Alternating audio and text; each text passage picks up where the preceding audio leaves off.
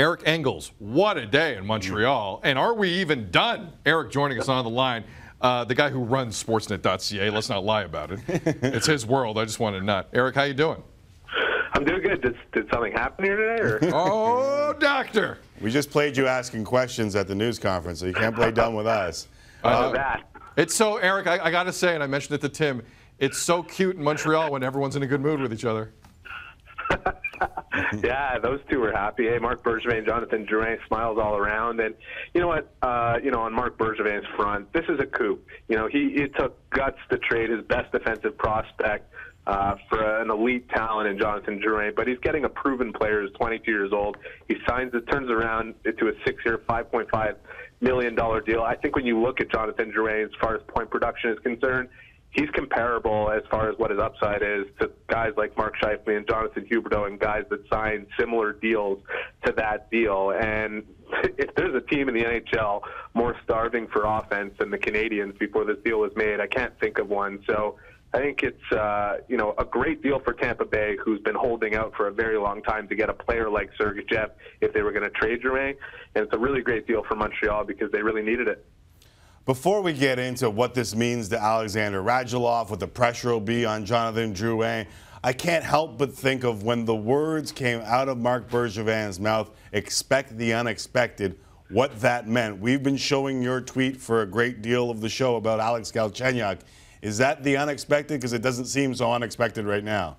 It doesn't seem so unexpected, and I would put the probability at extremely high. And, you look at the relationship between Alex Galchenyuk and the Montreal Canadiens, you have to wonder where a potential contract negotiation goes on both sides. I can't see the Canadiens offering him more than 1 year on a deal, and I can't see that being great for Galchenyuk. And, the optics in terms of whatever is floating around the market in terms of what he's been like off the ice to, the way he's been handled on the ice, the way he's been developed, the guy that was drafted to be the big center that's been missing for 20 years and was never played at the position and finally got to the position, was a top 5 scorer, but then he wasn't good enough defensively.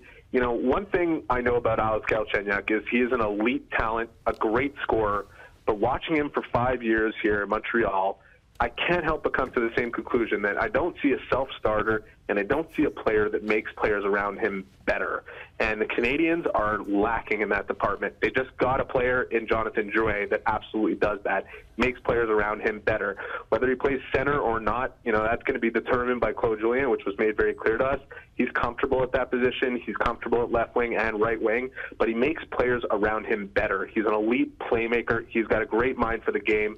And everything you talked about, the attitude and the issues with Jonathan Drouin, what happened over the last couple of years, one thing you can't question is this guy's work ethic. If you go back to his days in Halifax, he used to leave practice to go to the outdoor rink to practice more. This kid is a worker and he's a talent, and it could put Alex Galchenyuk on the outside, especially if he's not going to be a center here.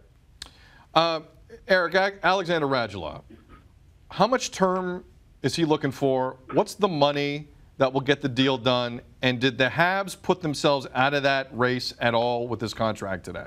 I really don't think so, and I think a deal is imminent between Radulov and the Canadiens. I think the Canadiens want him back. I think Radulov wants to be back.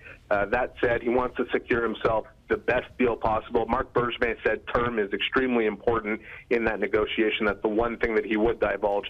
And I could tell you that, if Radulov is posturing at, say, 6 or 7 years, I could tell you that he's willing to accept 5. And I think the Canadiens are trying to get him at 3. And if they have to go to 4, they're going to go to 4. But somewhere there's a ground here for them to come to terms on a contract that's going to make both parties happy. And, there's a lot of leverage on Radulov's side, but at the same time, this is a good situation for him, and I think one that he wants to be a part of. I've spoken to him.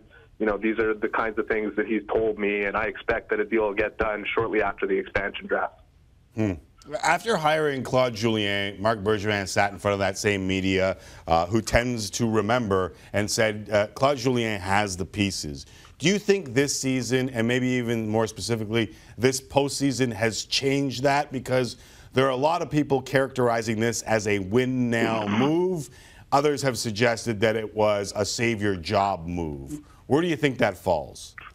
I'm not sure I would categorize it as either. I think it's Marc Bergevin has been building this team for 5 years. He made an explosive move trading PK Subban for Shea Weber. He's got a foundational player in nets that he's going to commit a lot of money to. He's got a foundational player at the fence in Shea Weber, and he's hoping to have a foundational player potentially in Jonathan Drouin and add around these three pieces. And I think this is just the beginning, guys. When he says expect the unexpected, there are some things that we expect, and there are some players that could be moving out of here. You look at Montreal and whether or not they want to say they believed in their opportunity and their possibilities. They didn't get to 7 games against the New York Rangers team that they swept in the regular season. Didn't beat them in the first round. They didn't even get to 7 games. Yeah. So I think there's work to be done here. I think Marc Bergevin knows that, the clock is ticking, not potentially on his tenure. I don't think he looks at it in those terms. But in terms of building a team that can contend and compete with Pittsburgh, with Toronto, with Edmonton, with teams that we don't even talk about like Philadelphia and Carolina and Buffalo that are up and coming. He has to make certain pivotal moves and get some centers into this roster, and he's got pieces to potentially move to make that happen. And now he's got an elite defenseman in Sergachev, or at least the prospect of becoming an elite defenseman, to replace. So I really think, we're in for an exciting summer in Montreal, and that part is very much to be expected. Eric, quick yes or no answer. Will you be back on this show tomorrow talking about another trade? I'll put it at 50-50. All right. I always appreciate you dropping by. I know it's a busy day. We will perhaps talk soon. All right. Take care, guys. All right. There is Eric Engels. Follow him on Twitter at Eric Engels.